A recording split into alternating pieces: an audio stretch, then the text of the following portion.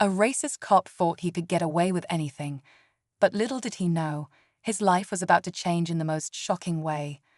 On a routine shift, he targeted a black woman he believed was just another person to harass, only she wasn't who he thought she was.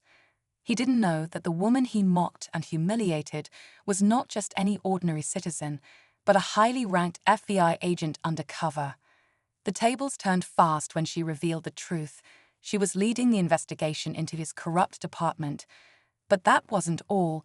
She had a plan that would expose him to the world in a way he could never have imagined.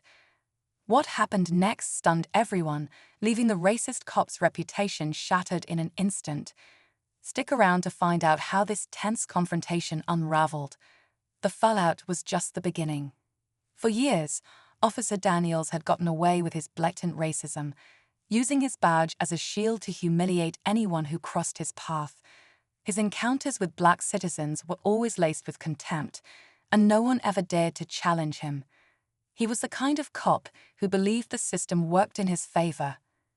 But what he didn't know was that the FBI had been watching his every move for months. The undercover agent he taunted that day, Agent Carter, had infiltrated his department after several complaints about racial profiling and corruption surfaced. She had been gathering evidence quietly, documenting his actions, and slowly piecing together a damning case against him. But when he singled her out, mocking her for her appearance, he crossed a line. Little did he know, his disrespect was setting the stage for a revelation that would expose him to the world and destroy everything he thought he knew about power. The tension in the room was thick. As Officer Daniels continued to mock Agent Carter, she remained calm, her eyes locked on him with a quiet fury he couldn't understand. She was playing a dangerous game, and he had no clue how deep it ran. Carter had spent years building her career, carefully hiding her true identity behind the badge of an agent in training, never allowing anyone to see her as anything more than a rookie. But her real assignment had nothing to do with normal law enforcement. It was about bringing down the corruption within Daniels' precinct. She knew every twisted detail of his record, from his racist behavior to the countless abuses of power he covered up. And now here he was, unknowingly setting the stage for his own downfall. Meanwhile, Daniels, oblivious to the truth, was making his typical rounds with his colleagues, feeding off their laughter and the sense of superiority they shared. He was proud of the power he wielded, yet beneath that confidence lay a growing unease. Something about Carter's calmness unsettled him. She didn't react the way others did, and that made him uneasy. Was she too composed for someone who'd just been humiliated, or was there something he hadn't caught on to yet? Outside, the storm clouds were gathering, both literally and figuratively. The department had been under surveillance for months, and Carter wasn't the only one with secrets. There were others in the department who feared what would happen if the truth came to light. Some of them had tried to speak out, but were silenced quickly. Others had been bought, forced into compliance with dirty money or threats. The power of corruption stretched further than Carter had ever imagined, and Daniels wasn't the only one she was targeting. But taking down the entire network would require more than just one agent. It would require a carefully orchestrated strategy. Every move had to be calculated, every risk weighed. As Carter stood there, her mind raced through the next steps. She had one shot at making sure Daniels' downfall would be public, irreversible. But in the back of her mind, she couldn't shake the nagging thought that there was someone else, someone higher up, pulling the strings. Could it be someone within her own department? The lines between allies and enemies were starting to blur, and the closer she got to the truth, the more dangerous it became. The moment Daniels had humiliated her wasn't just a random act, it was a catalyst. Carter knew it, and deep down, Daniels was starting to feel the same thing. Something was about to explode, and neither of them were ready for the chaos it would unleash. As the days passed, the air grew heavier. Carter's patience was running thin, but she knew she had to wait for the perfect moment to strike. Her cover was too important to blow now. Daniels, for all his arrogance, was beginning to grow suspicious. His taunts at Carter had become more frequent, almost as if he was testing her, trying to get a reaction he could use against her. But no matter how much he provoked her, she stayed calm, holding her cards close to her chest. She couldn't afford to make a mistake. Every day she walked that thin line between being the rookie on the force and the agent who was quietly dismantling a corrupt system from the inside. Meanwhile, the department's atmosphere had begun to shift. Whispers of investigations circulated, and more than a few officers were uneasy. There were rumors of a major bust coming, but nobody knew exactly what it was. Some felt it was just another crackdown on minor infractions. Others, however, began to suspect that Carter was involved in something far bigger. Daniels could feel it, an energy he couldn't quite place. The confidence he'd once had was slipping, replaced by a gnawing doubt.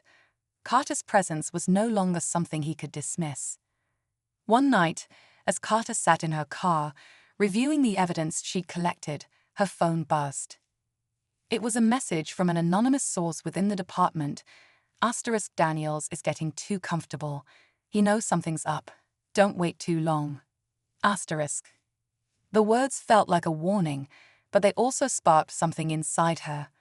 The moment was close, but the stakes were higher than she could have imagined. What if As Carter continued to piece together her investigation, she uncovered a new layer of complexity. Daniels wasn't just a lone wolf. He was part of a larger, far-reaching criminal network, one that involved politicians, wealthy businessmen, and even some higher-ups in law enforcement. The stakes had been raised, and Carter's every move was being watched, not just by the corrupt officers, but by people with much more power. She had underestimated just how deep the rot went. The closer she got to the truth, the more dangerous it became. She began to notice the subtle signs: cars following her, strangers lingering in the background, her phone going dead at odd moments. She realized that the department was no longer her biggest threat. There were more sinister forces at play, and she was in way over her head. As the walls closed in around her, Carter found herself questioning everything she thought she knew. Who could she trust? And how far would the people she was after go to protect themselves? Then came the moment that would change everything. That night, as Carter reviewed her notes one last time before making her move, she received another call. This time, it wasn't a cryptic message or an anonymous tip. It was a voice she recognized, her partner, Officer Jackson. "You need to get out of there, Carter," he said, his voice frantic. "They know.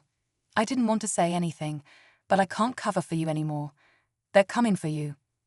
The connection cut out abruptly, and Carter was left standing in the silence, her heart pounding.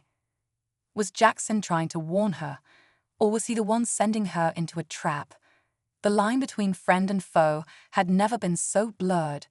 The politician raised his hand, signaling for the men to close in. "You're not going to win this fight, Carter. You're outnumbered and outplayed." But just as the first man lunged toward her, a loud crash echoed through the room.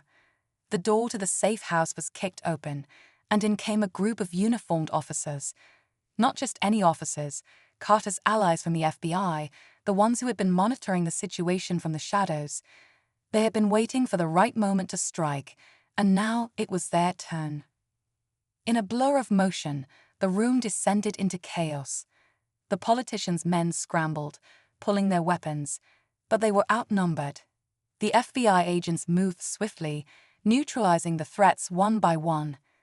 Jackson, stunned and caught off guard, dropped his gun and raised his hands in surrender.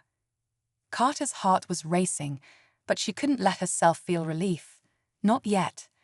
As the final shots were fired and the last of the traitors was subdued, she turned to the man she had once trusted. "You're done, Jackson," she said, her voice shaking with anger. "You sold me out." He lowered his head in shame, the weight of his choices finally crushing down on him.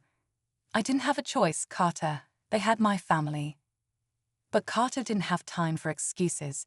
She stepped over him, ignoring his pleas, and walked toward the politician, who had been restrained and was now kneeling on the floor. She wasn't going to let him escape this time.